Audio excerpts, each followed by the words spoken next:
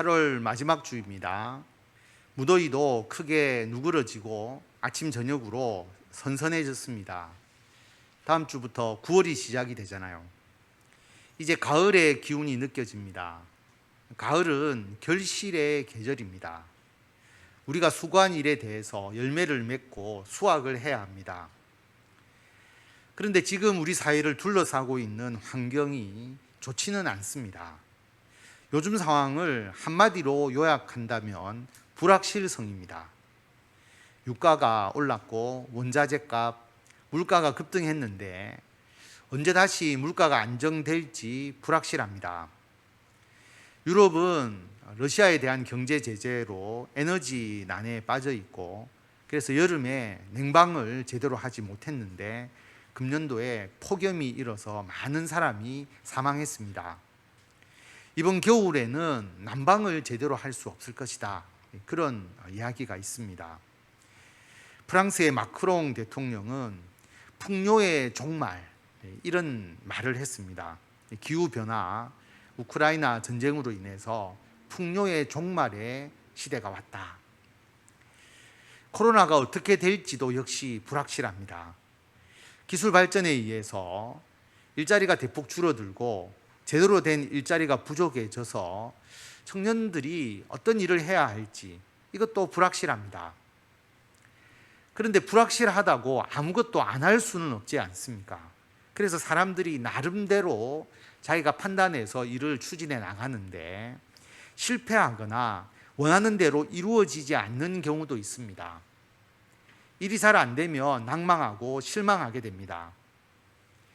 불확실성 때문에 어떻게 해야 할지를 잘 모르겠고, 그런 가운데서 나름대로 열심히 노력해 봤지만 생각한 만큼 잘 안 되거나 실패하고 참으로 어려운 때입니다. 그런데 오늘 말씀에 다윗도 지금 우리와 똑같은 상황이었습니다. 그런 상황에서 다윗이 이 문제를 어떻게 해결했는지를 오늘 말씀을 통해서 살펴보도록 하겠습니다. 다윗은 평범한 목동이었습니다. 다윗은 어릴 때에 하나님의 선지자 사무엘로부터 기름 부음을 받았습니다.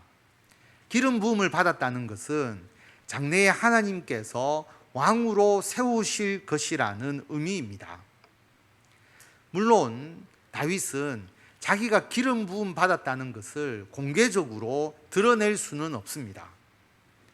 사울 왕이 왕인데 다윗이 기름 부음 받은 것을 드러내면 바로 자신을 죽일 것입니다. 그래서 비록 공개적으로 말할 수는 없었지만 하나님의 선지자 사무엘로부터 기름 부음을 받은 사건은 다윗에게 큰 힘이 되었을 것입니다. 하나님이 언젠가 자신을 왕으로 세우실 것이라는 비전을 품게 된 것입니다.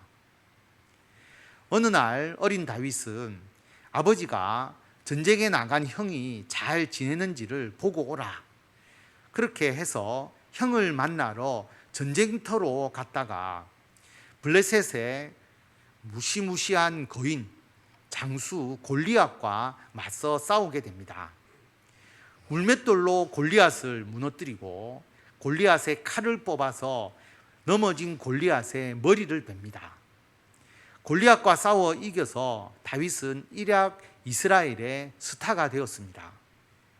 그 이후에도 다윗은 뛰어난 장수로서 승승장구했습니다. 백성들이 다윗에 대해서 열광했습니다.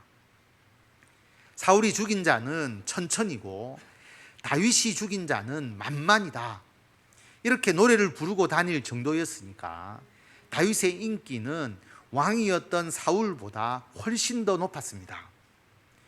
그리고 다윗은 블레셋 군인 100명을 죽인 대가로 사울 왕의 딸 미갈과 결혼을 합니다. 사울 왕의 사위가 된 것입니다. 여러분 한번 생각해 보십시오. 이스라엘 온 백성이 다윗을 칭송합니다. 대중적인 인기가 다윗에게 집중되어 있습니다. 그뿐입니까? 사울 왕의 사위로 신분도 격상되었습니다. 그리고 중요한 것 한 가지, 하나님의 기름 부음을 받았습니다.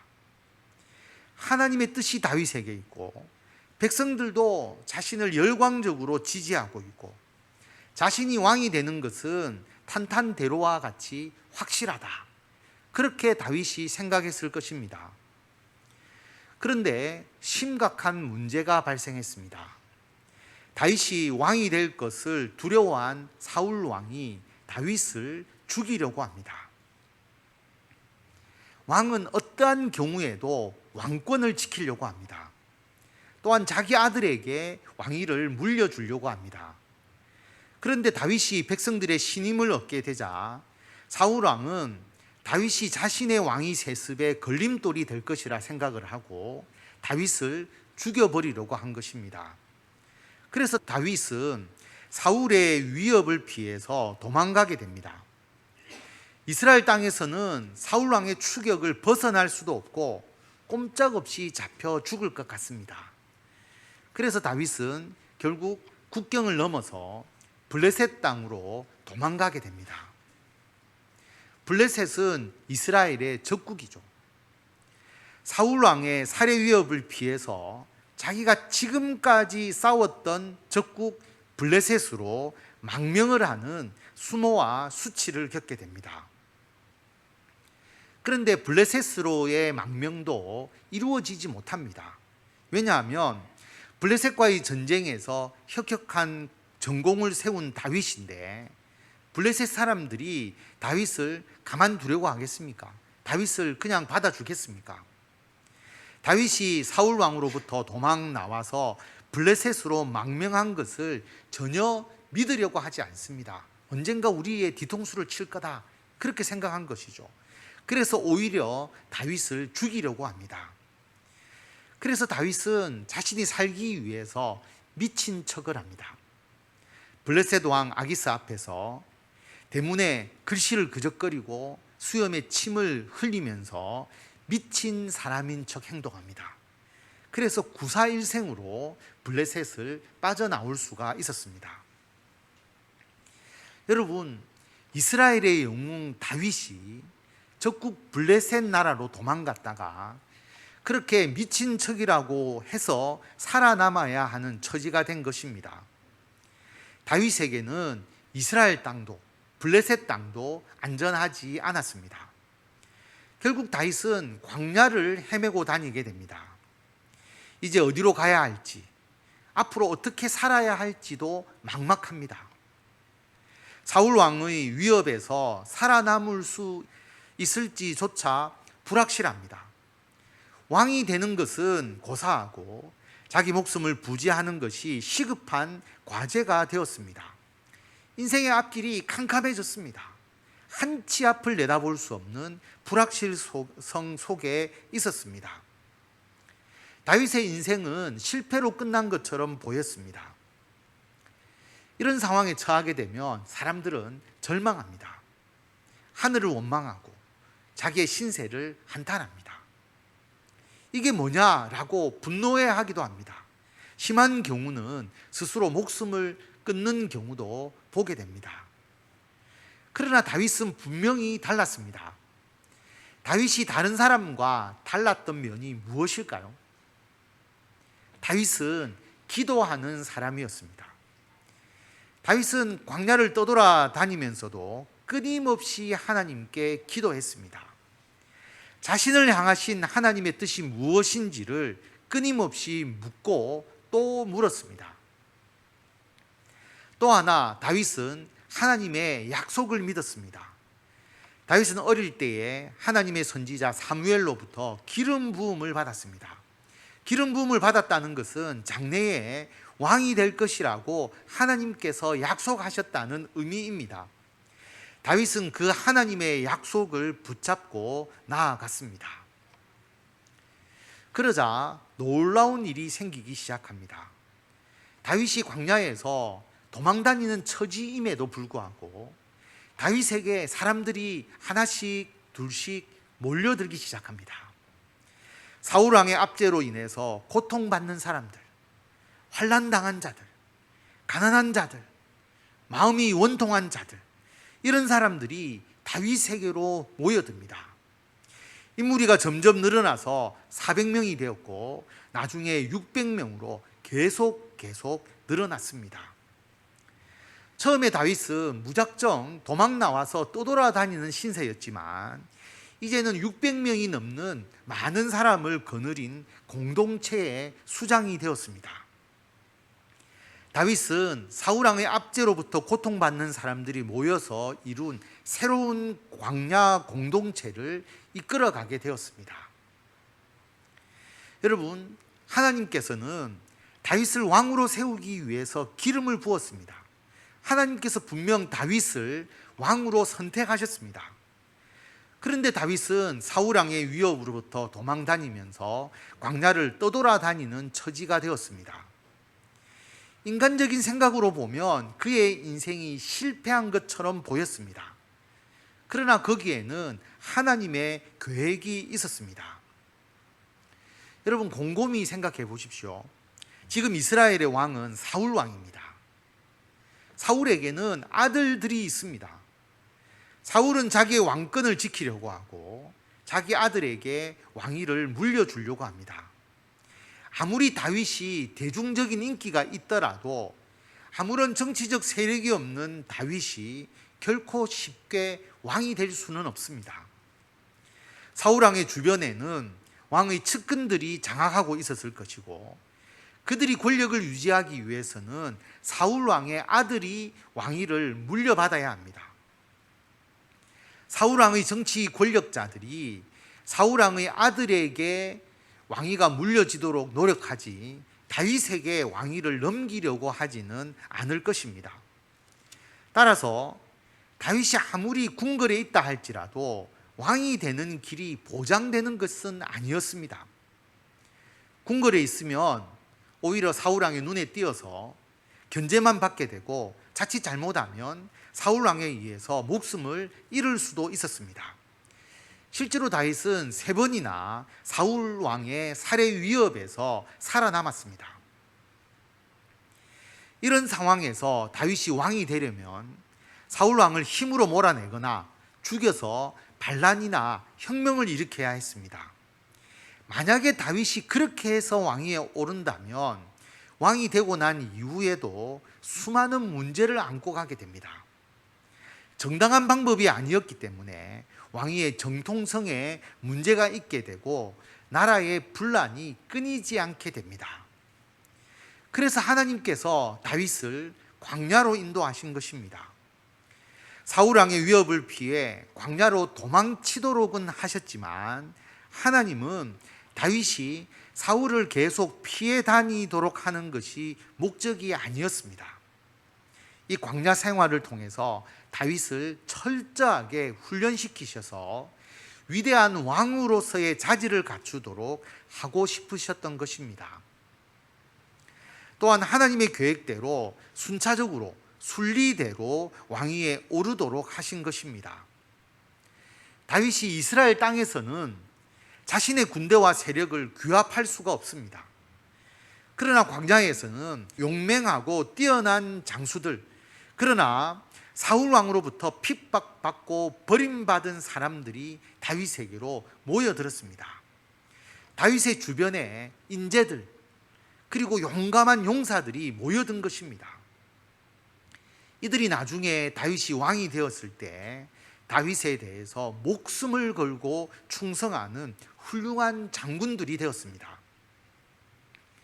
다윗은 그 사람들과 동고동락하면서 지도자로서의 자질과 덕망을 갖추어 나갔습니다.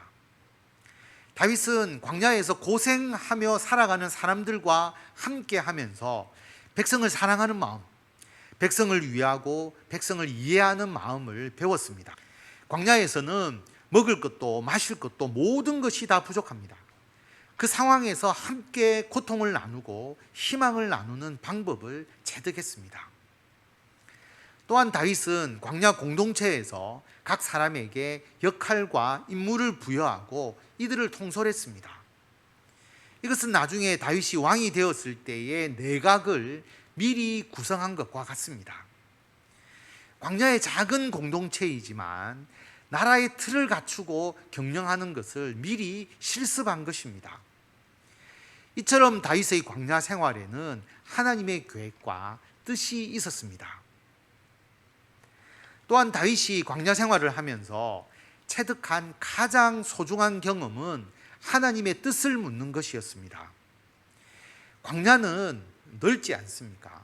그런데 광야는 먹을 것도 마실 물도 없잖아요. 한번 길을 잘못 들게 되면 물이 없어서 죽게 됩니다.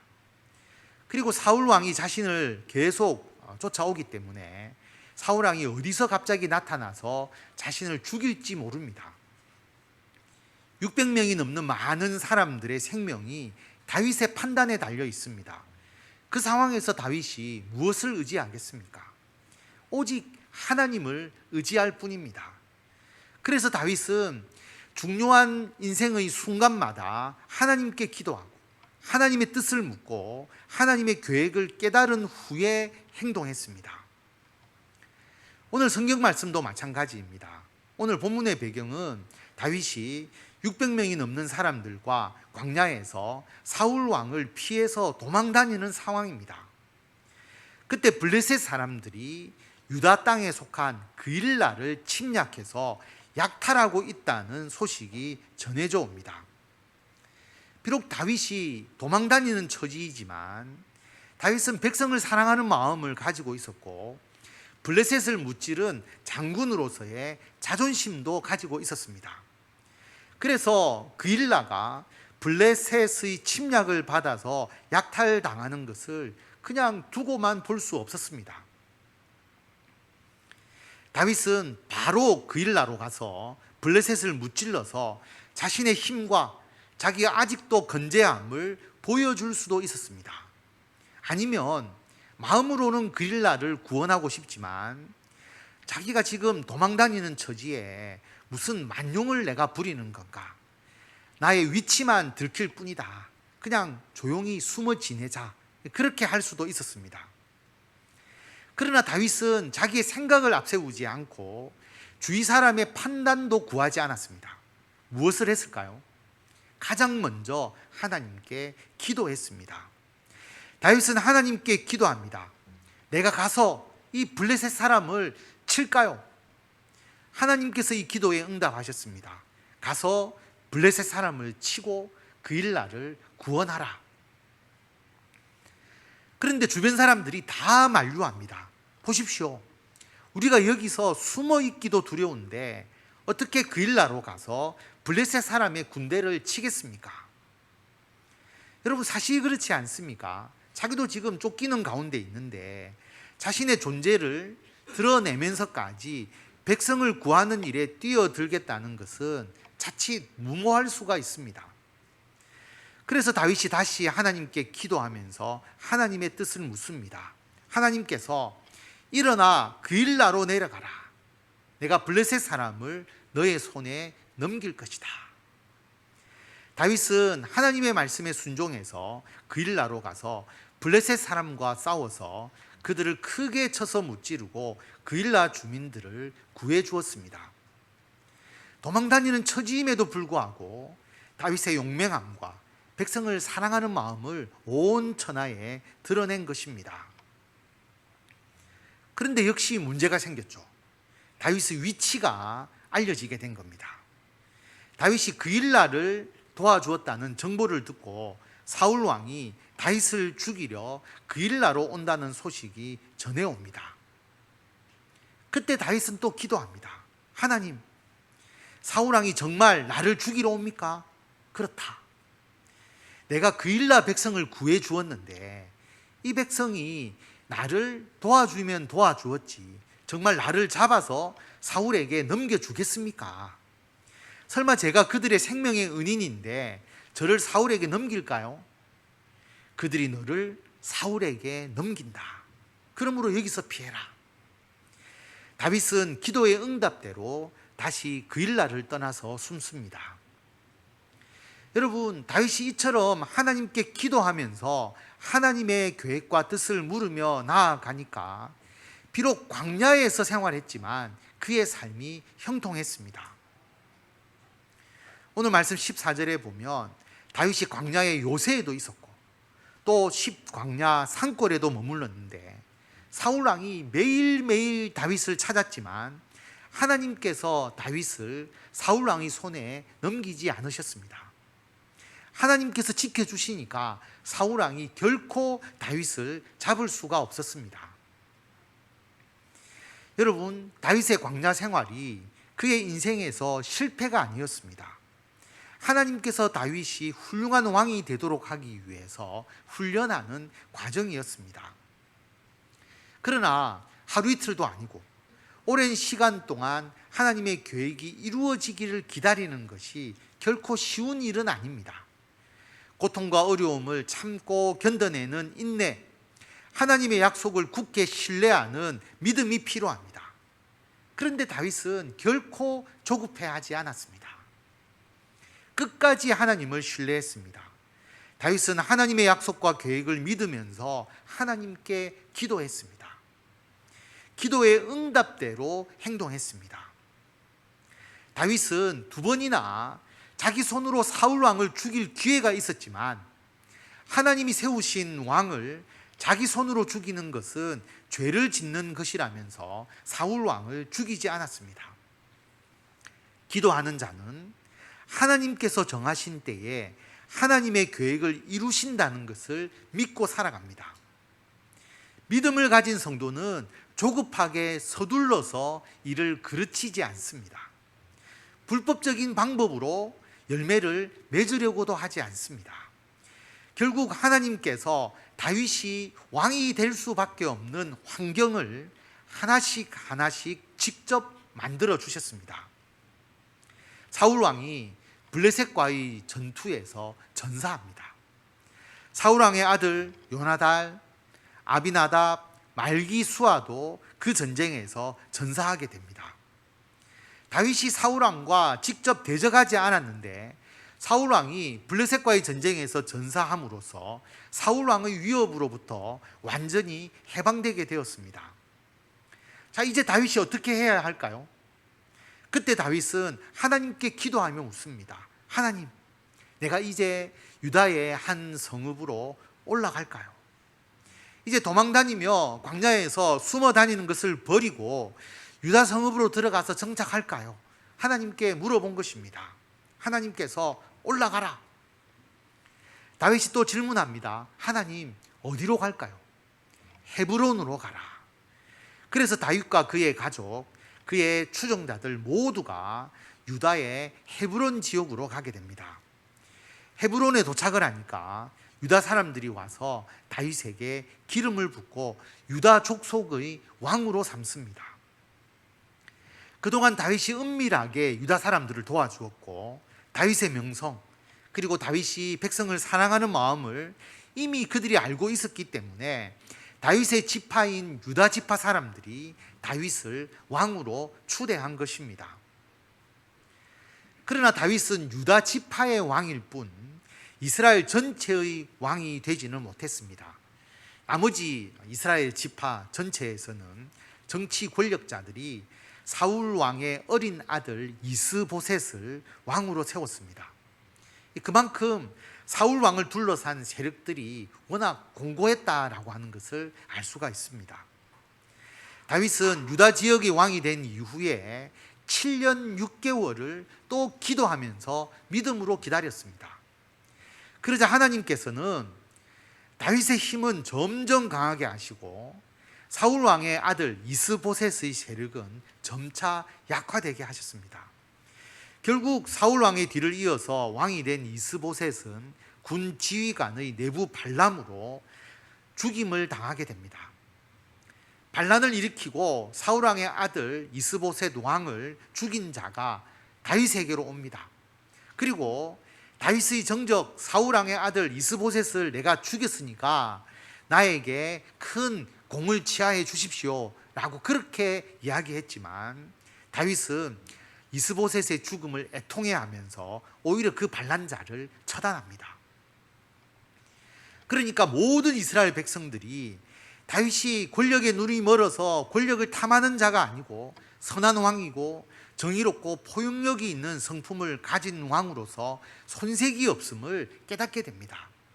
그래서 이스라엘의 모든 장로가 다윗이 있는 그 헤브론까지 나와와서 다윗을 모든 이스라엘의 왕으로 삼게 됩니다.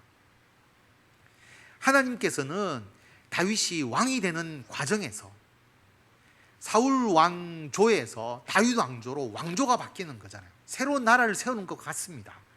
다윗이 왕이 되는 과정에서 다윗이 불법과 악행, 건모술수를 도모하지 않고 모든 것이 협력해서 선을 이루어 가도록 하셨습니다. 물론 고통스럽고 긴 여정이었지만 다윗은 하나님의 계획과 뜻을 온전히 믿고 기도하면서 그 뜻에 순종했습니다. 결국 다윗은 하나님의 모든 훈련 과정을 마치고 모든 이스라엘의 왕이 되어서 33년 동안 이스라엘을 다스렸고 이스라엘의 가장 위대한 왕이 되었습니다. 다윗이 왕이 되었다는 그것만이 중요한 게 아닙니다. 하나님은 다윗에게 영원한 다윗 왕조를 이룰 것을 약속하셨습니다. 그런데 영원한 다윗 왕조가 어떻게 이루어졌습니까? 예수 그리스도께서 다윗 왕조의 혈통으로 이 땅에 인간으로 오셨습니다. 하나님의 아들 예수님께서 다윗 왕조로 오셔서 영원한 왕이 되시도록 그 기반을 다윗 왕이 잘 마련한 것입니다. 다윗 왕은 하나님의 약속을 믿고 기도하며 나아갔고 하나님께서 그에게 맡기신 사명을 잘 감당했습니다. 성도 여러분, 지금 우리의 삶도 어렵고 힘들 수가 있습니다. 앞길이 잘 보이지 않습니다. 불확실성의 시대를 살아가고 있습니다. 풍요의 종말을 우리가 뼈저리게 경험할 수도 있습니다. 우리의 생각대로 일이 잘 이루어지지 않을 수도 있습니다. 그러다 보면 조급하고 성급하게 설익은 열매를 움켜쥐려고 하기가 쉽습니다. 성도 여러분, 하나님께 기도하면서 하나님의 뜻을 늘 물어야 합니다. 하나님의 뜻과 계획을 믿고 나아가야 합니다. 하나님의 계획은 사람의 생각과는 다릅니다. 하나님은 하나씩 하나님의 계획에 따라서 정말 가장 좋은 방법으로 하나님의 뜻을 이루어 나가십니다. 하나님의 계획은 완전합니다. 그러므로 나를 향하신 하나님의 계획을 믿으면, 그리고 하나님께서 그 계획을 가장 좋은 방법으로 가장 적절한 시기에 이루어 주신다는 것을 믿는다면, 지금 일시적으로 고통을 겪는다고 할지라도, 지금 실패하는 것처럼 보인다 할지라도 전혀 문제될 것이 없습니다. 우리는 어떠한 경우에도 기도하면서 하나님의 계획을 깨달아야 합니다. 그리고 하나님께서 그 계획을 반드시 이루신다는 것을 믿어야 합니다. 그리고 하나님의 계획에 온전히 순종해야 합니다. 그러면 반드시 우리의 삶에 하나님께서 주시는 복과 은혜, 풍성한 열매가 충만하게 됩니다. 오늘 다윗을 통해서 우리에게 보여주신 하나님의 뜻을 믿고 기도하며 나아가시기를 바랍니다. 어떤 고통과 어려움 가운데서도 하나님의 계획을 믿고 기도하면서 담대히 나아가셔서 하나님께서 이루고자 하시는 거룩한 사명을 잘 감당하시는 성도 여러분이 되시기를 바랍니다.